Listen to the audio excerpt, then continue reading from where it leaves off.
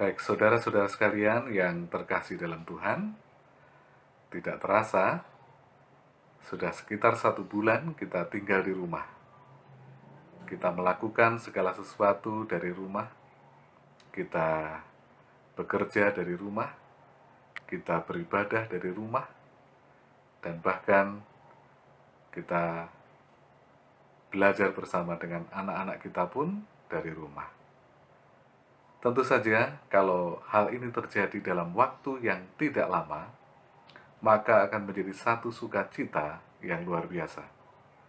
Tetapi ketika ini berlangsung cukup lama, paling tidak akan mengganggu segala segi kehidupan kita. Baik pekerjaan kita, baik hubungan kita dengan sesama, maupun dalam ibadah kita. Bagaimana rasanya ketika 1 bulan kita tidak ke gereja? Tentu hati nurani kita sebagai umat Tuhan, sebagai umat beragama, sebagai orang Kristen, kita merasa tidak nyaman. Kita mau segera untuk beribadah di tempat ibadah. Tetapi kondisi seperti ini, kita harus bisa bekerja sama dengan pemerintah, dan kita juga harus menjaga hubungan kita dengan sesama. Bukan karena kita membenci sesama kita, bukan karena kita tidak mau bertemu dengan mereka, tetapi semata-mata untuk menjaga satu dengan yang lain, sehingga penyebaran COVID-19 ini dapat benar-benar terhenti. Dan itu memerlukan pengorbanan, memerlukan kerjasama, baik kita dalam masyarakat maupun dalam gereja, dan bahkan dalam rumah tangga. Baik, ada banyak hal positif yang dapat kita lakukan selama di rumah. Tentu saja, waktu kita bersama dengan keluarga bertambah banyak. Mungkin ketika hari-hari biasa, hal itu tidak bisa terjadi. Tetapi, kita boleh makan bersama pagi, siang, dan malam. Kita boleh beribadah bersama-sama, satu waktu yang indah untuk berbagi dengan pasangan hidup kita, untuk berbagi dengan anak-anak kita. Kita juga dapat menggunakan waktu itu untuk belajar Alkitab lebih banyak, belajar firman Tuhan lebih dalam lagi. Kita dapat gunakan waktu juga untuk membereskan rumah, dan banyak hal lain lagi yang dapat kita kerjakan. Nah, tetapi ada negatifnya. Ketika ibadah di rumah ini berlangsung lebih lama lagi, maka umat-umat Tuhan akan merasa sangat nyaman ibadah di rumah. Umat-umat Tuhan akan merasa ketagihan, sehingga ada banyak alasan untuk tidak ke gereja. Bukankah ibadah di rumah lebih nyaman? Kenapa harus ke gereja? Ke gereja kan harus mengeluarkan biaya transportasi. Ke gereja harus bertemu dengan orang-orang yang mungkin dalam tanda kutip tidak menyenangi kita, atau bahkan sebaliknya, kita tidak nyaman bertemu dengan mereka. Tetapi saudaraku sekalian, apa yang diajarkan Alkitab berbeda dengan yang dipikirkan oleh manusia. Mari kita membaca satu ayat yang sangat bagus sekali yang terdapat di dalam Ibrani 10 ayat 25. Di Ibrani 10 ayat 25 mengingatkan kita bahwa kita tidak boleh menjauhkan diri dari ibadah-ibadah. Mari kita membaca. Dikatakan sebagai berikut. Jangan menjauhkan diri dari pertemuan ibadah, seperti yang dibiasakan oleh beberapa orang. Tetapi, marilah kita saling menasehati, dan semakin giat melakukannya menjelang hari Tuhan yang mendekat. Kita lihat, justru menjelang hari Tuhan yang mendekat, justru menjelang kedatangan Yesus yang kedua kali, ibadah harus semakin digalakkan, ibadah harus semakin digiatkan, persekutuan-persekutuan harus semakin ditingkatkan. Dikatakan dalam ayat tadi untuk apa? Untuk saling menasihati, untuk saling menguatkan satu dengan yang lain. Tetapi Ketika hal ini belum dapat kita lakukan, kita pun juga harus dapat menahan diri. Ketika krisis berakhir, kita harus segera sadar diri. Kita harus segera aktif kembali, rajin kembali untuk beribadah di rumah Tuhan. Saudaraku sekalian yang terkasih dalam Tuhan, mari kita fokus pemikiran kita pada saat ini pada satu ayat yang terdapat di dalam Markus pasal 4. Kita mulai membaca ayat yang ke-35. Pada hari itu, waktu hari sudah petang, Yesus berkata kepada mereka, "Marilah kita bertolak ke seberang." Kita lihat dalam ayat ini, Yesus mengajak murid-muridnya untuk bertolak ke seberang, untuk menyeberangi Danau Galilea. Sekarang, kalau Yesus atau sang guru itu yang memerintahkan, bagaimana tanggapan dari para murid-murid? Sebagai murid yang baik, seharusnya mengikuti apa yang diperintahkan oleh guru. Kita pernah belajar di sekolah. Kita bisa dikatakan sebagai murid yang baik ketika semua yang diperintahkan guru kita lakukan dengan senang hati. Kita lakukan dengan sebaik-baiknya, sehingga kita mendapat nilai yang baik pula. Bagaimana dengan murid-murid Yesus pada waktu itu? Di ayat yang ke-36 dikatakan sebagai berikut. Mereka meninggalkan orang banyak itu, lalu bertolak dan membawa Yesus beserta mereka dalam perahu, di mana Yesus telah duduk dan perahu-perahu lain juga menyertai dia. Kita lihat dalam ayat ini, ketika Yesus mengajak mereka menyeberang, memerintahkan untuk menyeberang, murid-murid tanpa banyak bertanya, tanpa banyak berpikir, tanpa banyak pertimbangan, mereka menurut. Buktinya apa? Mereka segera naik perahu, di mana Yesus sudah duduk di situ, dan mereka berangkat ke seberang. Mereka berlayar ke seberang. Nah, saudaraku sekalian, demikian juga dengan murid Yesus di akhir zaman, atau orang-orang yang mengaku sebagai murid Yesus, sebagai pengikut Yesus. Mereka adalah orang-orang yang menurut. Mari kita membaca dalam kitab Wahyu pasal 12 ayat 17. Dikatakan sebagai berikut. Lalu marahlah naga itu kepada mereka yang menuruti hukum-hukum Allah. Murid-murid Yesus, pengikut-pengikut Yesus adalah mereka yang menuruti hukum-hukum Allah dan memiliki kesaksian Yesus. Apa itu hukum Allah? Hukum Allah adalah semua perintah Allah yang terdapat dalam Alkitab, baik itu perjanjian lama maupun perjanjian baru. Apapun yang dikatakan Allah diikuti, terutama jika kita merujuk kepada penuntun kehidupan sebagai umat Tuhan yang terdapat dalam Keluaran pasal 20, di mana 4 perintah yang pertama berhubungan dengan kasih kita kepada Allah, dan 6 perintah yang kedua berhubungan dengan kasih kita kepada sesama manusia. Tetapi, walaupun murid-murid itu menurut, ternyata ada masalah. Apa masalahnya? Mari kita membaca Markus pasal 4 ayat 37, dikatakan, "Lalu mengamuklah taufan yang sangat dahsyat, dan ombak menyembur masuk dalam perahu, sehingga perahu itu mulai penuh dengan air." Apa yang terjadi? Bukankah mereka menurut Yesus? Kalau menurut perintah Yesus, kenapa ada masalah? Bukankah Yesus ada di dalam perahu itu? Mengapa tetap ada ombak? Mengapa ada taufan? Sehingga perahu itu penuh dengan air. Saudaraku sekalian, perahu itu sebenarnya sudah penuh dengan penumpang. Murid-murid ada dalam perahu itu. Ketika perahu itu ditambah dengan air yang banyak, maka perahu itu dalam bahaya. Perahu itu bisa tenggelam. Galilea adalah sebuah danau. Tetapi karena berukuran sangat besar, maka seringkali disebut dengan Laut Galilea. Seringkali ombak, taufan juga muncul di Danau Galilea itu. Tetapi murid-murid yang kebanyakan adalah para nelayan sudah terbiasa menghadapi badai di tempat itu.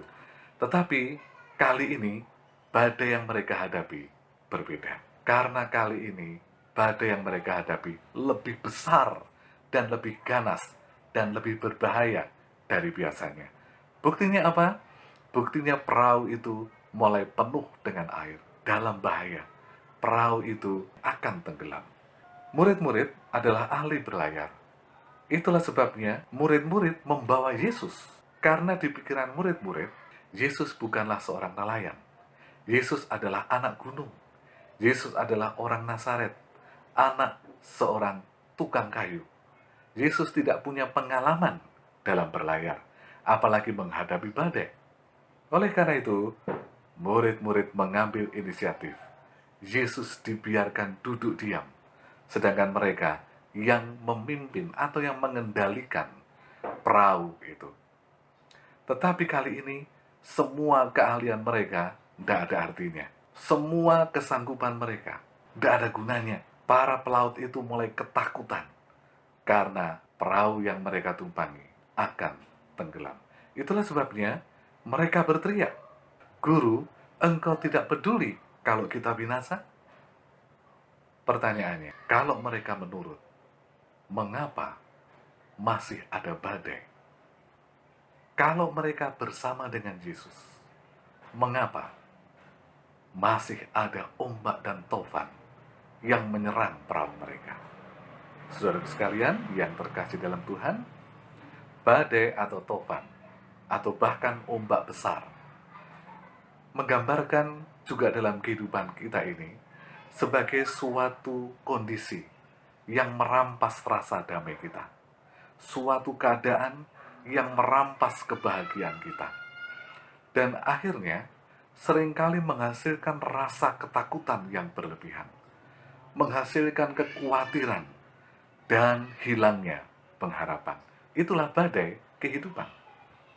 Dan tanpa kita sadari, setiap orang pasti pernah menghadapi badai kehidupan. Setiap orang pasti menghadapi atau memiliki masalah yang merenggut kebahagiaan kita. Masalah yang merusak damai sejahtera kita. Masalah yang membuat kita takut, masalah yang membuat kita khawatir, dan seringkali masalah itu menghilangkan pengharapan kita. Saudaraku sekalian, badai kehidupan itu juga bisa terjadi saat ini, menyerang banyak rumah tangga di dunia ini. Rumah tangga menghadapi konflik pasangan suami istri, atau mungkin dengan orang tua, atau mungkin dengan anak-anak, sehingga kebahagiaan damai sejahtera hilang dari rumah tangga. Demikian juga, badai kehidupan juga bisa menyerang hubungan kita dengan sesama. Hubungan yang harmonis rusak karena mungkin emosi, rusak karena salah paham, rusak karena mungkin satu pihak mementingkan diri, dan sebagainya. Kita lihat, ternyata hubungan dengan sesama pun bisa diserang badai, sehingga kita bisa merasa kehilangan sahabat. Saudara sekalian, badai kehidupan juga bisa menyerang kehidupan finansial kita, kehidupan ekonomi kita, kehidupan keuangan kita, terutama dalam krisis yang kita hadapi sekarang ini. Begitu banyak orang-orang yang kehilangan pekerjaan, begitu banyak orang-orang yang kesulitan keuangan, bahkan untuk makan sekalipun akhirnya kesulitan. Saudaraku sekalian, badai ini benar-benar menghempaskan kita. Badai ini benar-benar merusak kebahagiaan kita, sehingga kadang-kadang kita kecewa dan tidak tahu apa yang harus kita lakukan. Badai juga bisa menyerang pelayanan kita kepada Tuhan. Loh, kok bisa? Pelayanan kok juga terserang badai? Iya, mungkin kita sudah melayani dengan baik. Kita sudah memberikan perhatian dalam pekerjaan Tuhan ini yang terbaik, memberikan tenaga terbaik, memberikan harta terbaik, memberikan waktu terbaik, tetapi justru tidak ada yang menghargai kita. Tidak ada ucapan terima kasih. Tidak ada yang menganggap apa yang kita lakukan. Sehingga kita menjadi kecewa, kebahagiaan kita hilang. Bahkan banyak yang karena kekecewaan dalam pelayanan, akhirnya meninggalkan Tuhan. Bukankah badai juga bisa menyerang kehidupan pelayanan kita? Saudaraku sekalian yang terkasih, ternyata COVID-19 ini benar-benar telah merusak damai sejahtera kita. Benar-benar telah menghancurkan kebahagiaan kita. Bahkan menyerang secara global di seluruh dunia. Mari kita merenungkan sejenak. Dengan adanya peristiwa ini, suami istri di rumah pun bisa berantem. Di jemaat pun terjadi perbedaan pendapat. Ada yang mengatakan kita harus tetap ibadah di gereja. Kita akan punya iman yang kuat. Tetapi sebagian mengatakan, mari kita ikuti anjuran pemerintah. Bukankah tidak ada seorang pun yang kebal terhadap virus yang luar biasa ini? Pendeta tidak ada yang kebal terhadap virus ini. Tua-tua jemaat tidak ada yang kebal. Anggota jemaat juga tidak ada yang kebal. Bahkan siapapun bisa terkena virus ini, sekalipun ada di tempat ibadah. Dan bahkan ketika sedang beribadah. Oleh karena itu, bukan waktunya sekarang kita berdebat siapa yang kuat imannya atau siapa yang lemah imannya. Tetapi waktunya sekarang adalah saling mendoakan, saling menguatkan. Kita boleh menggunakan segala media untuk berkomunikasi satu dengan yang lain. Tetapi ketika kita mematuhi anjuran pemerintah, bahkan anjuran mereka yang bekerja di bidang kesehatan, maka itu adalah kasih kita kepada keluarga kita, agar mereka tetap terlindungi dari penyebaran virus ini. Ini juga bentuk kepedulian kita kepada sesama anggota gereja, agar mereka juga tidak tertular. Mungkin iman kita kuat, tapi imun kita belum tentu kuat. Atau daya tahan tubuh kita belum tentu juga tinggi.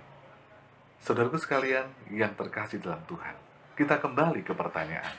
Kalau begitu, mengapa kalau kita menurut, kalau kita bersama Yesus, mengapa tetap ada masalah, tetap ada taufan, tetap ada badai yang menyerang kehidupan kita?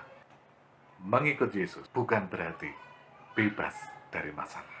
Menurut perintah Allah, bukan berarti kita terbebas dari segala kesulitan kehidupan. Contohnya dalam Alkitab adalah seorang yang bernama Saulus. Ketika Saulus menjadi Paulus, karena sudah bertobat dari seorang penganiaya umat Tuhan, menjadi alat bagi pekerjaan Tuhan, menjadi seorang rasul, dia menghadapi banyak tantangan, dia menghadapi banyak badai kehidupan. Kalau kita membaca dalam 2 Korintus 11 ayat 23 sampai 26, di sana disebutkan kesulitan-kesulitan yang dihadapi seorang Kristen bernama Paulus. Yang pertama, setelah menjadi pengikut Kristus, justru beberapa kali dia harus masuk penjara karena imannya. Dia sebutkan dengan jelas, 5 kali dia disesah. Disesah itu dicambuk. Setelah menjadi pekabar Injil, apa yang terjadi? Dia 3 kali didera. Dia dilempari batu. Apalagi yang terjadi menurut ayat-ayat ini, menurut kesaksian seorang rasul ini? 3 kali kapalnya tenggelam. Dia menghadapi banjir, serangan penyamun, dan bahkan dia menghadapi bahaya di kota, bahaya di gurun, bahaya di gunung, bahkan di tengah-tengah laut. Kita lihat, justru setelah dia menjadi pengikut Yesus, dia menghadapi segala macam badai kehidupan tadi. Dengan demikian, hal yang sama. Setelah kita menjadi pengikut Yesus, bukan berarti kita akan terbebas dari segala masalah. Kita akan menghadapi banyak masalah. Kalau begitu, apa bedanya dengan orang-orang yang tidak mengikut Yesus? Bukankah mereka juga menghadapi banyak masalah? Bukankah mereka juga menghadapi banyak kesulitan hidup? Apa untungnya kita menjadi pengikut Yesus? Mari kita beralih ke ayat yang ke-38. Markus pasal 4, ayat 38. Apa di sana dikatakan? Pada waktu itu, Yesus sedang tidur dalam perahu di sebuah tilam. Apa yang terjadi? Ketika badai itu akan menenggelamkan kapal atau perahu murid-murid, Yesus justru tertidur nyenyak. Pelajarannya adalah badai itu sebesar apapun, sebahaya apapun, tidak akan sanggup menenggelamkan perahu di mana Yesus ada di dalamnya. Kalau perahu itu akan tenggelam, Yesus pasti tahu dia akan bangun tanpa dibangunkan. Ketika dia tertidur dengan nyaman di tengah-tengah badai, artinya badai itu tidak akan menenggelamkan kapal itu. Di ayat 40 dikatakan sebagai berikut. Mengapa engkau takut? Mengapa tidak percaya? Kalau ada aku di dalam perahu bersama dengan kamu, tidak akan tenggelam. Kenapa harus takut? Kenapa tidak percaya? Kabar baiknya adalah bersama Yesus, badai kehidupan sebesar apapun tidak akan sanggup menenggelamkan bahtera rumah tangga kita. Kesulitan sebesar apapun, krisis sebesar apapun, tidak akan dapat menenggelamkan bahtera kehidupan kita. Kenapa? Dia ada bersama dengan kita. Rumah tangga tidak akan hancur. Finansial, kita tidak akan kelaparan. Tuhan pasti akan menyediakan berkat. Pelayanan, kita tidak akan kecewa. Karena yang kita layani adalah Tuhan, bukan manusia. Kita melayani Tuhan dengan mengasihi sesama kita. COVID-19 tidak boleh memisahkan kita dari Yesus. COVID-19 justru harus meneguhkan kita di dalam Yesus. Tetapi bukan berarti kita kebal terhadap virus ini. Selagi masih ada dalam tubuh yang lemah, yang penuh dosa, dan hidup di dunia yang penuh dosa ini, kita tidak kebal terhadap penyakit. Bahkan kita tidak kebal terhadap kematian. Tetapi, saudaraku sekalian, mari kita ingat, tubuh kita memang lemah. Tubuh kita boleh kalah. Fisik kita boleh terserang penyakit atau bahkan kematian. Tetapi jangan pernah kita terpisah dari Yesus. Kenapa? Karena di dalam Yesus ada pengharapan. Jika ada saudara yang terkena, jangan kecewa atau jangan putus asa.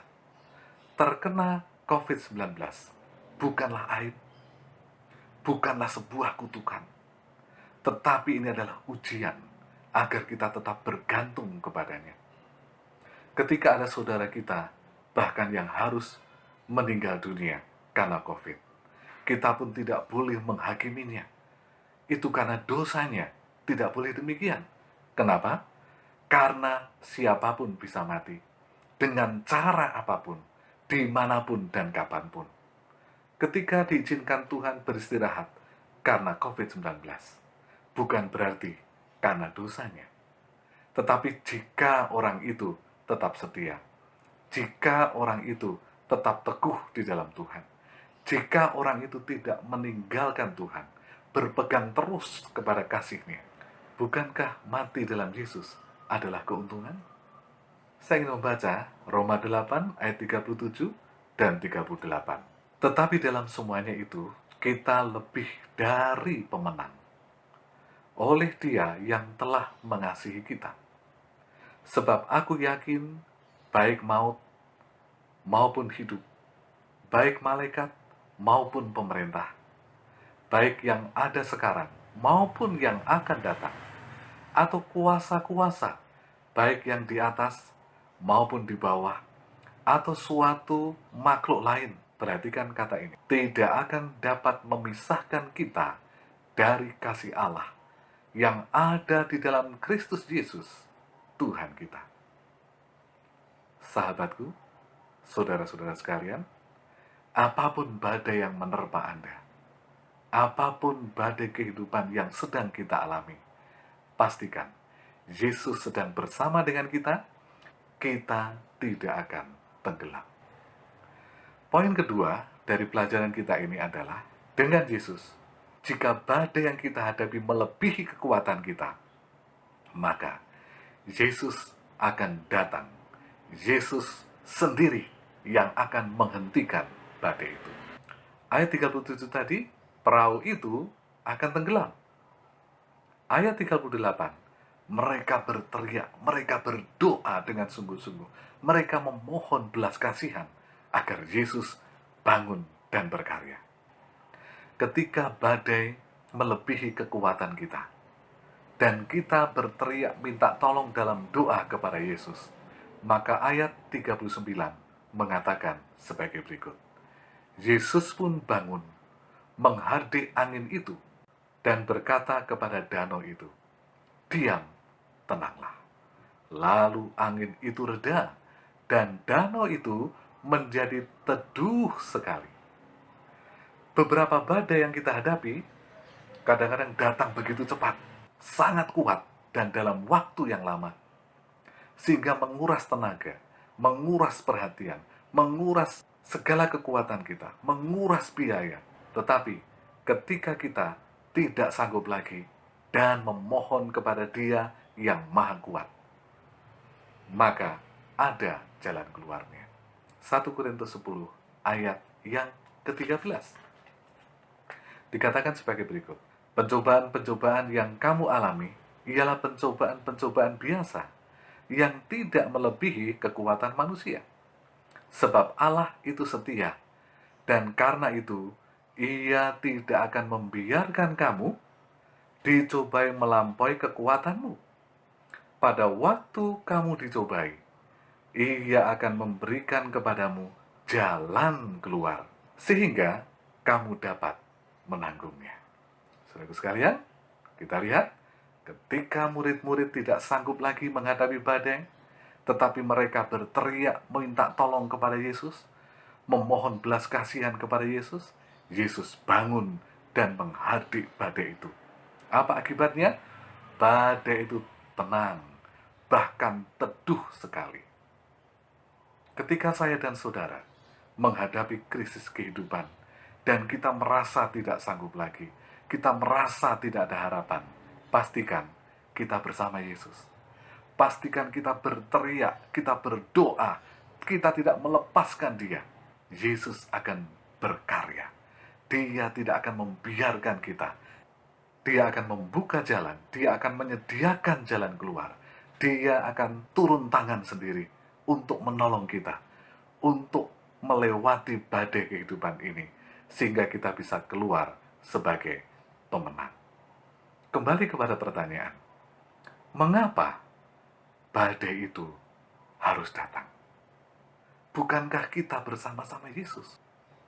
Mari kita ingat Markus pasal 4 ayat 35 tadi. Yesus mengajak mereka menyeberang. Menyeberang kemana? Ternyata jawabannya adalah di dalam Markus pasal 5 ayat 1. Lalu sampailah mereka ke seberang danau di daerah orang Gerasa. Ada apa di Gerasa sehingga Yesus dan rombongan harus ke sana? Markus pasal 5 ayat yang kedua memberikan jawaban. Baru saja Yesus turun dari perahu, datanglah seorang yang kerasukan roh jahat dari kuburan menemui Dia. Ayat yang ke-9, kita lihat roh jahat seperti apa ini. Nama roh jahat itu Legion. Legion adalah sebutan untuk pasukan Roma yang jumlahnya sekitar 1.000. Kalau begitu, orang yang kerasukan setan, orang yang kerasukan roh jahat di Gerasa tadi, sedang mengalami krisis kehidupan yang luar biasa. Mengapa? Karena dalam dirinya ada legion. Karena di dalam dirinya ada 1.000 roh jahat. Dengan kata lain, orang itu memerlukan pertolongan. Tidak hanya pertolongan, tetapi sebuah mujizat. Sebuah kuasa yang melebihi kuasa roh-roh jahat. yang akan dapat menolong dia. Sekarang kita lihat rantai penghubungnya. Yesus mengajak murid-murid bertolak ke Gerasa. Ternyata di Gerasa ada seorang yang kerasukan 1.000 roh jahat, yang memerlukan campur tangan Yesus untuk membebaskan dia dari kuasa roh jahat. Itulah sebabnya setan berusaha dengan keras agar Yesus dan rombongan tidak sampai ke Gerasa. Badai yang biasanya terjadi di Galilea digunakan oleh setan sebagai alat untuk menggagalkan Yesus dan murid-murid pergi ke Gerasa. Setan menghalangi Yesus dengan memanfaatkan badai dan topan yang menyerang perahu itu. Mengapa badai datang? Mengapa kesulitan datang? Mengapa masalah selalu timbul dalam kehidupan kita sebagai pengikut Yesus? Karena ketika kita menjadi milik Yesus, kita memiliki tugas atau misi yang besar, yaitu membawa pekabaran baik kepada semua orang di sekitar kita. Dan ketika ada masalah, setan mengambil kesempatan untuk menunggangi masalah itu, menggagalkan kita, untuk melemahkan kita, untuk membuat kita kecewa, sehingga karya Yesus melalui kehidupan kita gagal. Sehingga orang-orang yang harusnya dapat diselamatkan melalui pekabaran kita, tidak mendengar pekabaran dari kita. Saudaraku sekalian, setiap masalah digunakan oleh setan sebagai pencobaan untuk menggagalkan kita, untuk menjauhkan kita dari Yesus, untuk patah semangat agar misi pekabaran ini tidak sampai kepada orang lain. Di ayat 40 dikatakan bahwa murid-murid itu takut. Murid-murid itu khawatir. Mengapa? Bukankah mereka secara fisik bersama-sama dengan Yesus? Bukankah mereka dalam satu perahu? Secara fisik kelihatan bersama dengan Yesus. Tetapi mereka tidak di dalam Yesus. Mereka tidak memiliki iman seperti Yesus. Mereka tidak percaya di dalam Yesus. Apa bedanya percaya kepada Yesus dan percaya di dalam Yesus? Kalau kita pelajari lebih lanjut dalam Markus pasal 5, maka kita akan melihat apa yang dikatakan oleh Legion kepada Yesus. Apa yang engkau kehendaki, hai anak Allah? Apa artinya? Setan tahu Yesus adalah anak Allah. Setan percaya kepada Yesus. Tetapi setan atau Legion tidak percaya di dalam Yesus. Di dalam 1 Yohanes pasal 2 ayat yang ke-6 dikatakan, barang siapa mengatakan dia hidup di dalam Yesus, maka ia wajib hidup sama seperti Yesus. Bisa jadi secara fisik kita kelihatan bersama Yesus. Kita beribadah di gereja, kita membaca firman-Nya, kita berkhotbah tentang Yesus, kita menceritakan nubuatan tentang Yesus, kita memiliki pengetahuan yang benar tentang Alkitab. Tetapi ketika kita tidak hidup seperti Yesus hidup, maka kita tidak dikatakan percaya di dalam Yesus. Dalam Matius pasal yang ke-7 ayat 21 sampai 23 dikatakan sebagai berikut. Bukan setiap orang yang berseru kepadaku, Tuhan, Tuhan, akan masuk ke dalam kerajaan sorga, melainkan dia yang melakukan kehendak Bapakku yang di sorga. Pada hari-hari terakhir, banyak orang akan berseru kepadaku, Tuhan, Tuhan, bukankah kami bernubuat demi namamu?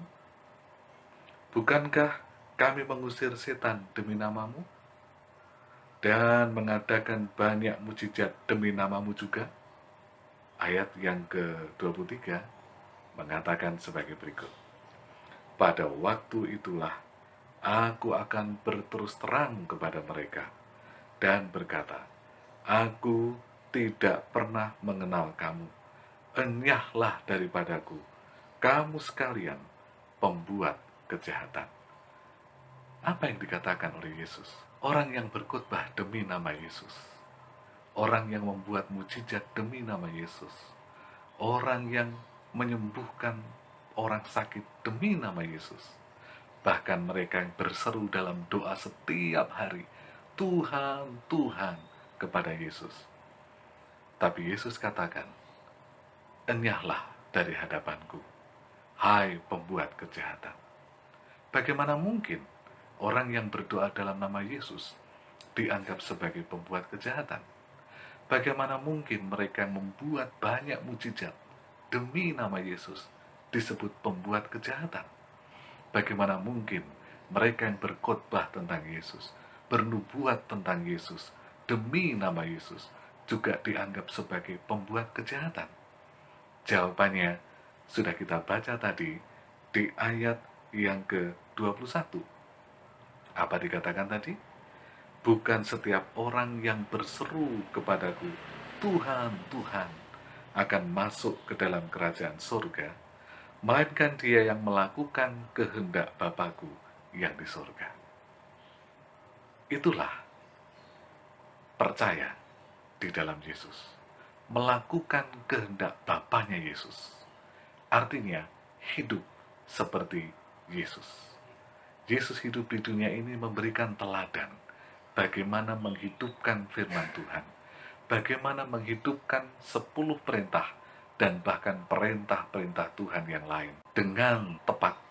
Pertanyaannya adalah, sudahkah kita hidup di dalam Yesus? Sudahkah kita percaya di dalam Yesus? Tidak seperti murid-murid yang secara fisik bersama dengan Yesus, tetapi padahal di dalam kehidupan rohaninya mereka tidak percaya di dalam Yesus. Di akhir zaman akan banyak orang berkhotbah menyebut nama Yesus, membuat mujizat dalam nama Yesus, bahkan berkata-kata tentang Yesus, tetapi belum tentu dia hidup di dalam Yesus. Bisa jadi mereka percaya kepada Yesus, tetapi belum tentu hidup di dalam Yesus. Bagaimana dengan kita? Apakah kita sudah hidup di dalam Yesus? Apakah kita selama ini kita baru percaya kepada Yesus? Kita memang mendengar sabdanya, kita memang belajar firman-Nya, kita memang beribadah di hari Sabat yang benar, tetapi kita tidak hidup seperti Yesus. Saudaraku sekalian, ayat yang paling penting dalam Alkitab adalah Yohanes 3 ayat yang ke-16. Karena begitu besar kasih Allah kepada dunia ini, sehingga dia mengaruniakan anaknya yang tunggal, supaya barang siapa percaya di dalam dia, tidak binasa, melainkan beroleh hidup yang kekal. Dalam terjemahan yang biasa, kita baca, barang siapa percaya kepadanya, tidak binasa, melainkan beroleh hidup yang kekal. Tetapi terjemahan yang asli adalah, barang siapa percaya di dalam dia, tidak akan binasa, melainkan beroleh hidup yang kekal. Kita tidak cukup percaya. Hanya percaya tidak akan menyelamatkan. Percaya kita harus dibuktikan dalam tindakan, yaitu dalam kehidupan sehari-hari. Saudaraku sekalian yang terkasih dalam Tuhan, itulah sebabnya, jika kita sedang menghadapi badai, jangan takut, tetap percaya, dan pegang Yesus. Jangan lepaskan. Jangan sampai badai memisahkan kita. Masalah-masalah itu menyeret kita kepada rasa kekhawatiran dan bahkan kekecewaan. Bersama Yesus, satu, bahtera kita tidak akan tenggelam. Kalau kita sudah gak kuat, tetapi kita tetap berseru kepadanya, tetap minta tolong kepadanya. Dua, Yesus akan turun tangan. Dia akan berkarya, membuat mujizat, membuat damai, mengembalikan kebahagiaan yang hilang, mengembalikan damai sejahtera yang hilang. Dia akan membuka jalan keluar. Dia akan menyertai kita, sanggup melampaui badai kehidupan yang kita sedang hadapi. Bagaimana dengan Paulus yang setelah menerima Yesus sebagai juru selamatnya dan rajin dalam pelayanannya, justru menghadapi banyak masalah? Apa yang dia katakan? 2 Korintus 4 ayat 17. Sebab penderitaan ringan yang sekarang ini mengerjakan bagi kami kemuliaan kekal yang melebihi segala sesuatu, jauh lebih besar dari penderitaan kami. Ingat, tetap bersama Yesus. Jangan lepaskan Dia, karena badai tidak akan menenggelamkan kita bersama Yesus. Karena jika kita nggak sanggup lagi, Dia akan menenangkan badai itu. Dia akan membuka jalan keluar, Dia akan menyertai kita, menjadikan kita lebih dari pemenang. Kiranya Tuhan memberkati kita. Amin.